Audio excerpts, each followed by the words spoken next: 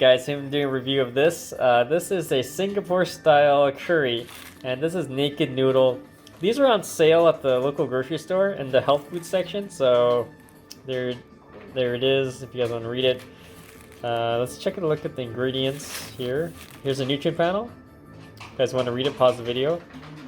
So basically, they use a soft wheat, but there's some egg in there, so be aware of that. But yeah, we'll open this up and do a quick taste test. Okay, so this is what it looks like inside. It smells okay. It's got a curry smell to it, but I don't know. This is actually not what I thought it would be. Like, if you ever seen noodles, like even the Asian ones, you have a lot more stuff in them. Like, this is really small. So we'll see how well it tastes. All right, so it's all done. Let's do a quick taste test now. Okay, so that's what it looks like. The noodles are small. They're not like your regular cup noodles, I guess. So it's got some dehydrated vegetables, as you can see in there. There's a lot of seasoning broth on the bottom, so I'm gonna mix it up a bit before I try it out.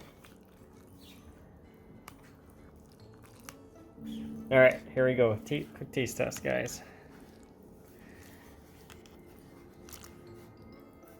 Smells good. It's got a nice little curry smell to it.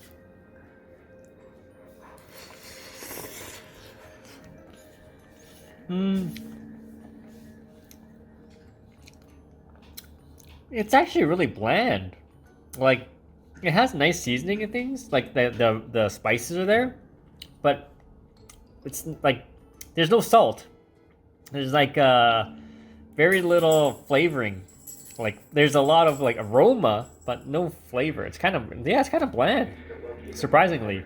All right, guys. If you have any questions, comments, post below. Subscribe to the channel. It does have some curry smell to it, but it needs salt, actually. All right. Stay tuned for more videos, guys.